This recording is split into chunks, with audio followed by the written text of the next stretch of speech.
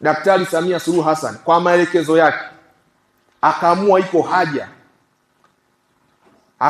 iko haja ya kuimarisha usimamizi wa fedha zinazotengwa kwa ajili ya makundi maalum ngazi ya halmashauri, zile 4% zinazotolewa kwa ajili ya vijana, 4 wanawake, pamoja na 2% kwa watu wenye ulemavu. Kwa maana ukitoka chuo cha VETA umepata ujuzi wako, lakini unataka kufungua ofisi kwa ajili ya kujiajiri, huna mtaji, unaweza kwenda halmashauri kwa mujibu wa taratibu, sheria zilizowekwa kule, ukaomba mkopo na halmashauri ikakukopesha kwa masharti nafuu na gharama nafuu na bila usumbufu. Mheshimiwa Rais akaona haitoshi, kama vijana wako wengi, iko haja ya kuhakikisha hata hizi tenda za zabuni zinazotangazwa na serikali kupitia taasisi zake hizi za umma, 30% za hizo tenda zisiguswe na mtu yoyote isipokuwa kijana. Kwamba serikali inapotangaza tenda 30% zipo ambazo hakuna mtu yoyote mwenye ubabe wa kuzigusa kama sio kijana. Vijana, taarifa hizi zipo.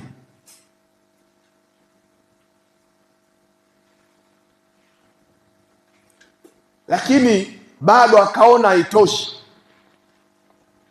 Iko haja ya kuhakikisha licha ya nchi yetu na mambo mengi ya kufanya, licha ya nchi yetu kuwa kubwa kwa mipaka, licha ya nchi yetu kuwa kubwa kwa wingi wa watu, licha ya nchi yetu kuwa kubwa kwa mahitaji, Daktari Samia Suluhu Hassan akaamua iko haja ya kutenga wizara iwe mahususi kwa ajili ya kuratibu, kusimamia na kuendeleza sera za kiuwezeshaji na maendeleo kwa ajili ya vijana. Na ndio hiyo wizara mnayosikia inaitwa Wizara ya Maendeleo ya nini? Ya Vijana. Na Mheshimiwa Rais baada ya hiyo wizara kuiweka, hakuiweka tu ikawa geresha. Akaamua kuiwezesha kinguvu kwa kuipatia mtaji wa bilioni 200 kwa ajili vijana hawa ambao tunawazalisha sisi wenyewe wakiwa na maarifa yao, kwa sababu wana shauku kubwa ya kuanzisha ofisi, kujiajiri. Na duniani tuna ukosefu wa ajira, sio Tanzania tu. Basi Wizara ya Maendeleo ya Vijana ione haja ya kuhakikisha kila sekta ya kimkakati ambayo ndani yake wako vijana, iwe sekta ya kilimo, sekta ya uvuvi, sekta ya madini, sayansi na teknolojia, basi hizo sekta ziweze kuweka program za kuwasaidia vijana kwa kuwawezesha mtaji pamoja na vifaa vya kuzalisha. Ndio hizo bilioni 200 ninazozisikia huko duniani za Daktari Samia Suluhu Hassan. Malengo yake kwamba wewe leo hii kama umetoka VETA una skills za fishery kwa maana ya uvuvi, serikali hii ya Daktari Samia Suluhu Hassan ina uwezo wa kukupa mtaji wa fedha pamoja na mtaji wa vifaa kwa ajili ya kufanyaje? Kuvua samaki.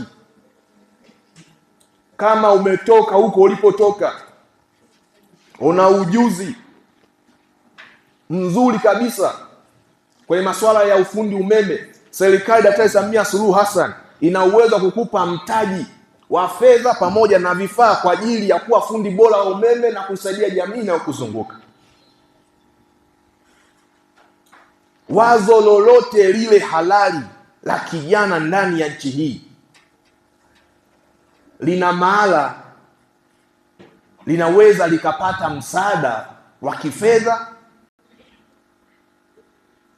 kwa maana ya kuwezeshwa mtaji kwa njia ya mkopo kwa gharama nafuu bila masharti, likawa wazo halisia badala ya kuwa wazo nadharia.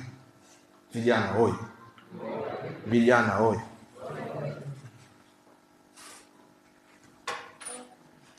Lakini serikali hii ikaona hawa watu tumewawezesha, wamefungua ofisi zao, sasa wanatambulika kama wafanyabiashara ndogo ndogo, wajasiriamali wadogo wadogo. Ukiachana mbali na sisi serikali, kuna taasisi za kifedha ambazo wanaweza kukopesha fedha kwa ajili ya watu wapate mitaji, lakini kwa taratibu na kanuni za taasisi za kifedha, ili ziweze kuwakopesha watu ili wapate mtaji kufanya biashara na kufungua ofisi za uzalishaji, lazima watambulike kwa leseni na namba ya mlipa kodi pamoja na usajili wa kampuni ama ofisi iliyosajiliwa kwa mujibu wa sheria zetu. Daktari Samia Suluhu Hassan mara baada ya kuingia kipindi cha pili ndiye rais ambaye ameasisi zoezi la urasimishaji wa wafanyabiashara ndogo ndogo ndani ya nchi yetu, kwa maana umeanzisha ofisi kwa kusaidiwa na serikali, lakini umeona iko haja ya kutanua wigo lako la mahusiano ya kibiashara, uanze kufanya biashara mabenki. Ukienda benki kama hujarasimishwa, benki haiwezi kuamini kukupa mtaji, kwa sababu una leseni, una namba ya mlipa kodi kwa maana TIN namba. Kwa lugha nyepesi, biashara yako haifanyaje? Haitambuliki. Liko zoezi linaendelea kufanyika, kwa maana wafanyabiashara wadogo wadogo wanafanyaje? Wanasajiliwa, wanarasimishwa ili wapate kutambulika.